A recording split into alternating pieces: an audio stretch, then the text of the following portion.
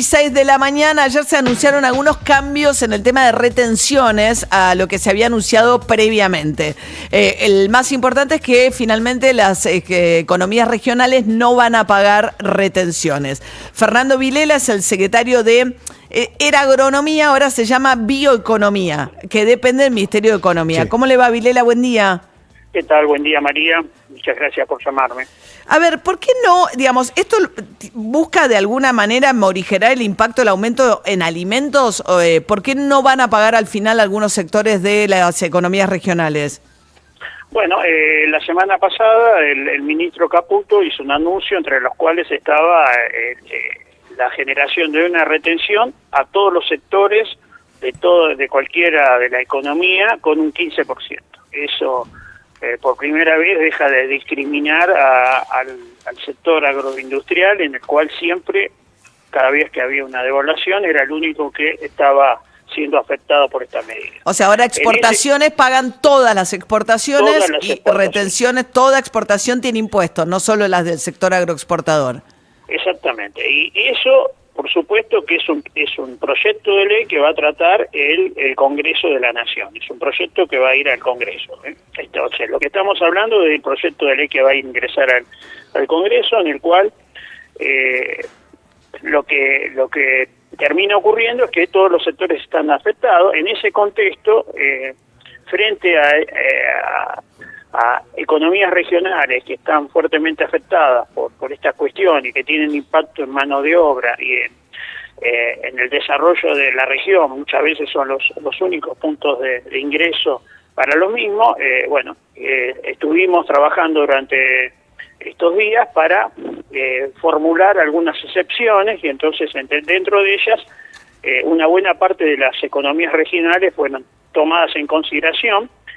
Como el déficit cero es innegociable para poder obtener la baja de la inflación, la generación de inversiones que nos permitan salir del estancamiento que hace más de una década está sufriendo la economía argentina, lo que hubo que hacer es una reconfiguración, y entonces se le sumó un adicional de 2% a las exportaciones de harina y aceite de soja. O sea, lo que no van a recaudar poniendo el impuesto a las exportaciones de las economías regionales, lo compensan subiendo un poco lo que estaba previsto para harina y aceite de soja. Exactamente, es así. Entonces eso nos da una cuenta. Si bien es un número un poco más alto, otros sectores están aportando para que esos 1.000 y pico de millones que se dejan de recaudar por las regionales, no generen impacto sobre las cuentas públicas.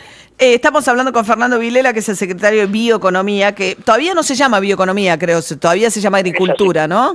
Se llama así porque, la nueva denominación del conjunto de la estructura del Estado está todavía en vía de aprobarse. Cuando se apruebe va a llamarse así. Bien. Son un avance sustantivo en vez de lo conceptual, ¿no? Estamos pasando de un tipo de visión a otras nuevas, que es la de la bioeconomía.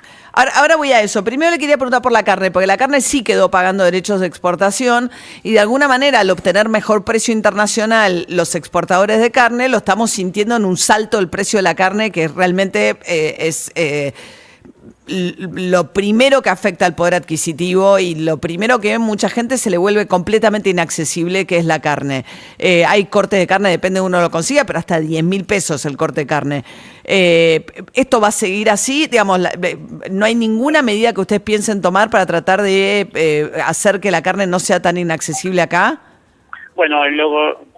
Uno de los que le subió las retenciones es justamente la carne, ¿no? Que pasó de 8 a 15, con lo cual eso va en favor de menores costos hacia el interior. Pero el problema que estamos visualizando estos días es que, primero, la carne fue el producto que menos aumentó durante los 2 últimos años.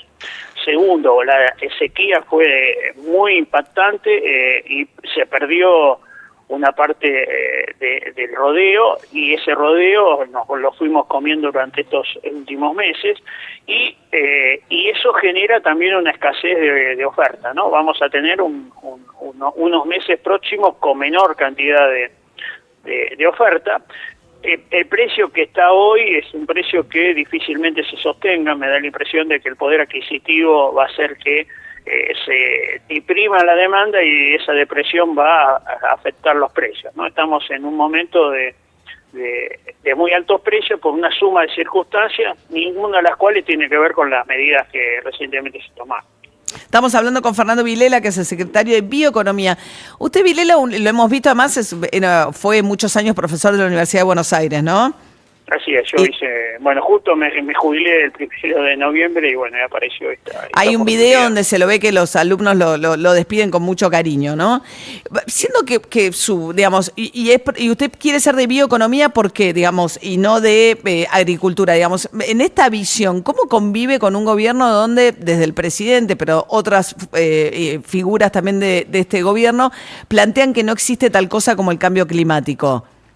Bueno, esto, digamos que a veces uno tiene que mirar los hechos y quizás no ciertas declaraciones, ¿no? Argentina acaba de firmar la COP, el nuevo gobierno, el anterior no lo quiso firmar en Qatar, y estamos firmando con la Unión Europea los acuerdos y con la OCDE, digamos, todos ellos... No, bueno, pero el tema es el acuerdo de cambio climático de París, del cual Milei prometió que Argentina se iba a retirar. No solo no se retiró, sino que firmó en este reciente COP, firmó los documentos, como el 90% de los países del mundo, ¿no? O sea, pero usted dice que esto muestra que este gobierno sí cree que existe tal cosa como el cambio climático producido por efecto del hombre o de la humanidad. Yo creo que esto es un tema que está formando parte de esos acuerdos y Argentina lo firmó.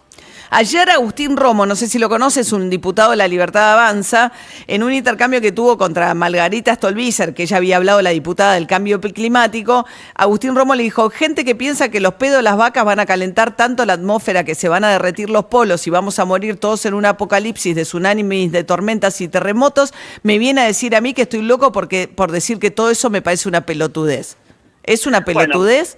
Bueno, mire, a ver, me parece que hay una mezcla de situaciones ahí. Una primera cosa que tenemos que decir es que hay un discurso europeo acusando a las vacas del cambio climático, y esto tenemos muchos argumentos para hablar desde el sistema argentino, donde podemos demostrar que nosotros capturamos más carbono que el que emitimos, ¿no es cierto? Esa es una discusión. Pero las vacas emiten carbono, pero las vacas...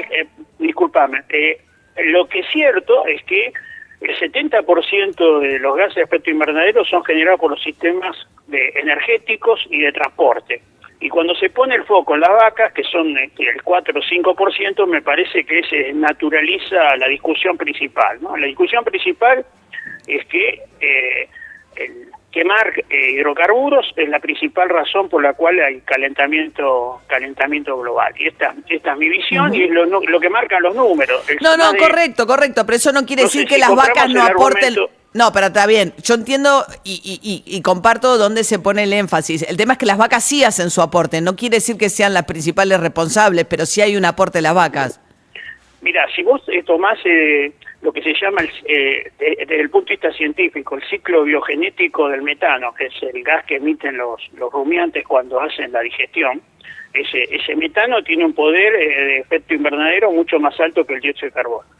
Pero a los 12 años desaparece de la atmósfera, se descompone, con lo cual, si vos tenés una misma población de vacas que hace 12 años, y ese metano se descompuso en la atmósfera, el impacto fue cero del tema de las vacas, en términos temporales de 12 años, ¿no? Entonces, esa discusión es una discusión que nos imponen los países que más contaminan, que son los del hemisferio norte, China, Estados Unidos, Europa, y sacan de eje la discusión principal, que es el 70%, no es el eventual 4% que incluso es discutible. Entonces, estas cuestiones me parece que nosotros no tenemos que comprar los discursos europeos, tenemos que generar los propios, y eso no está visto desde un punto de vista negacionista, ¿no? Yo creé como decano la única carrera de la UBA de grado de Ciencias Ambientales. Claro. El creador y el primer director, con lo cual estos temas tengo ciertas horas de vuelo, y entonces creo que las cuestiones las tenemos y por que eso poner. mismo usted no tiene una postura negacionista, pero bien. Obviamente. Fernando Vilela, secretario de Bioeconomía, muchísimas gracias, que tenga buen día. Gracias y buen día. Hasta luego. Dentro de los matices, ¿no?, de este gobierno, porque pasan cosas, digamos, dentro de este gobierno, es un súper respetado creador de la carrera. Dice, yo no soy un negacionista del cambio climático. En el caso del INCUCAI, de donación de órganos, mantuvo al titular anterior, Carlos Zorati, después toda la polémica que hubo. Y otra cuestión en la que hubo un vuelco era el tema de la ESMA. ¿Se acuerdan que con el predio de la ex ESMA, Victoria Villarroel había dicho que había que cambiar el uso del predio? Bueno, Alberto Baños es el nuevo secretario de Derechos Humanos. Ayer declaró que el predio no se puede cambiar, entre otras cosas porque es un monumento histórico de la UNESCO.